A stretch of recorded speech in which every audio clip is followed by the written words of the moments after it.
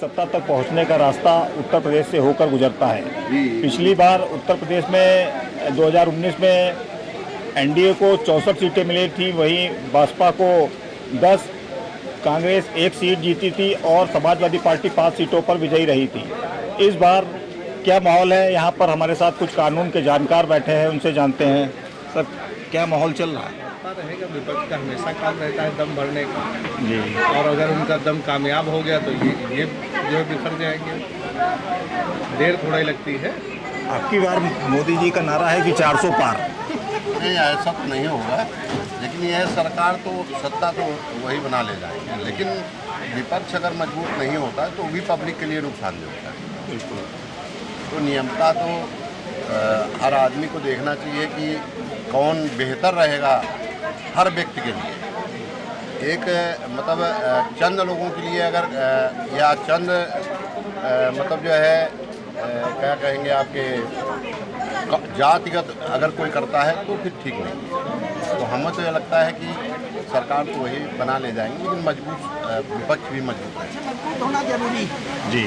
अगर विपक्ष मजबूत नहीं होगा तो जैसे मोदी जी कह रहे हैं 400 पार, 400 पार का मतलब है ये संविधान बिल्कुल खत्म कर देंगे। विपक्ष मजबूत रहेगा तो कम से कम विपक्ष की बात भी सुनी जाएगी, जनहित के मुद्दे भी उठाए जाएंगे। यूपी में पिछली बार 64 सीटें एनडीए ने जीती थी।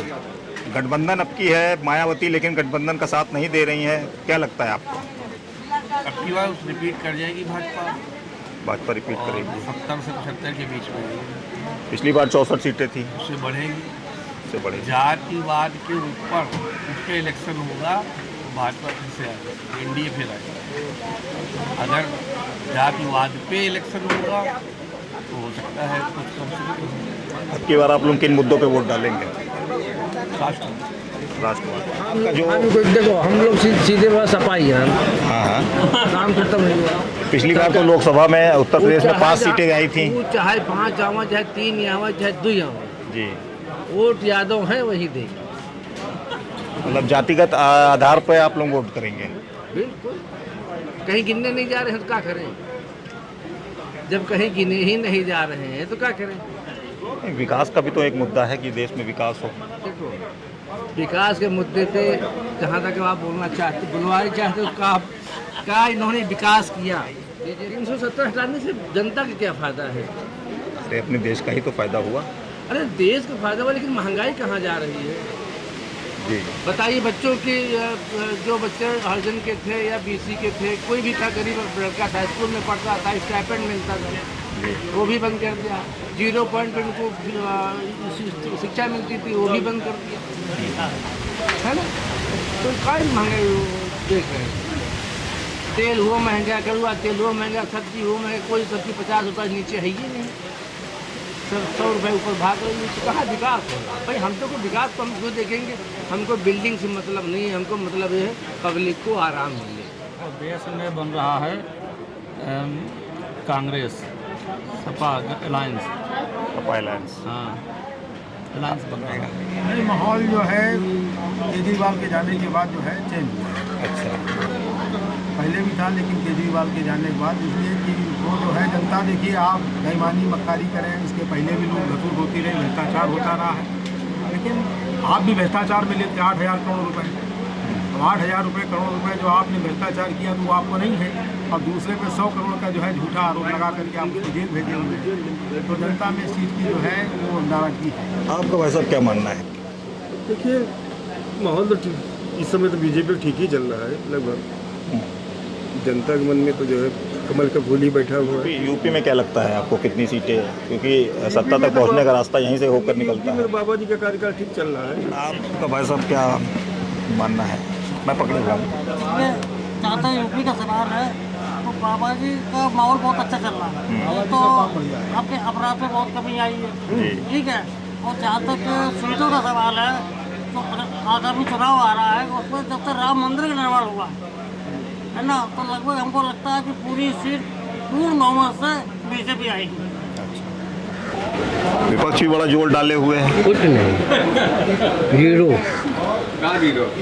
विपक्ष जीरो है।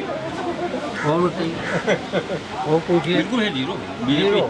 बीजेपी पूरा माहौल बीजेपी पूरा में माहौल 100% यूपी में कितनी सीटें दिलवा रहे हो लोकसभा में?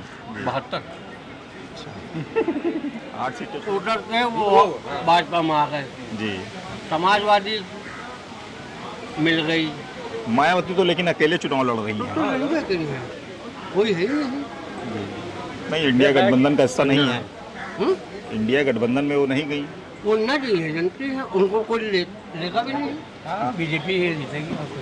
बीजेपी का काम अच्छा नजर आ रहा है। हाँ, मगर ये संदेशा आप लोग पहुँचाइए, कुछ रोजगार दिए, सब ऑनलाइन कही दिए, सब नाश के दे रहे हैं, आदमी भूखों मर रहा है। जी। ये मोदी की समझ में ना आई और ना योगी की समझ में आई। हम लोग टाइपिस्ट हैं जो मतलब रोजगार एक मुद्दा है आप लोगों के लिए। पूरा क्या चल रहा है माहौल? बोलो। भाई साहब, मोदी जी 2 बार आए हुए हैं, 1 बार और आएंगे। इसके बाद सब कुछ अब मोदी जी के ही हाथ में है। अब मोदी जी सर्वो सर्वा हैं, उनका कोई टक्कर नहीं है, जोरदार कोई टक्कर है नहीं। राहुल गांधी भी बड़ा जोर दिखा रहे हैं। देखिए, राहुल गांधी नेता अच्छे बनने की कोशिश कर रहे हैं और उसे अभी उनको पता नहीं कितने साल लगेंगे कि उनको अच्छा बनने में। हाँ, कोशिश कर रहे हैं, मेहनत भी कर रहे हैं, उसमें कोई डाउट नहीं है, पहले से ज़्यादा उनमें इम्प्रूवमेंट भी है। लेकिन वो एक कहावत कही गई है कि आपके सामने जो जिससे आप कॉन्टेस्ट कर रहे हैं वो शेर खड़ा हुआ है। अब की बार जो है बीजेपी की सरकार आएगी। वो तो मैं बचपने से जब तक था जी, उस वक्त से सब देखता चला आ रहा हूँ। बीजेपी की सरकार, बीजेपी की सरकार। इन लोगों को गलत काम करने से डर लगता है। विपक्ष भी बड़ा जोर डाल रहा है, करा है कि वो डाला भाई, वो नहीं डालेगा तो उसका मन नहीं भरेगा, उसका दिल नहीं भरेगा। जैसे जो भी जिस चीज़ का आदी है, सिगरेट का आदी है, तो बिना सिगरेट पिए उसको अच्छा नहीं लगेगा। वही समझ लीजिए। राहुल गांधी के बारे में क्या कहना चाहेंगे? राहुल गांधी तो मजबूरी है उनकी कि सबके साथ लगे हैं। अगर कुछ दमखम होता तो आदमी किसी के साथ कुछ करते ही नहीं, अकेले खुद हम तान के खड़े होते। तो आप देख रहे होंगे कि देश की जनता के बीच हमको मिलीजुली प्रतिक्रिया देखने को मिल रही है। लेकिन अब की बार का 2024 का लोकसभा का चुनाव बड़ा ही दिलचस्प होने वाला है। आगे हम आपको और भी लोगों से बात करके बताएंगे कि क्या है उनकी मन की बात। आज के लिए बस इतना ही। हमारे वीडियो जर्नलिस्ट हिमांशु के साथ अंशुल शुक्ला, विरल टाइम्स।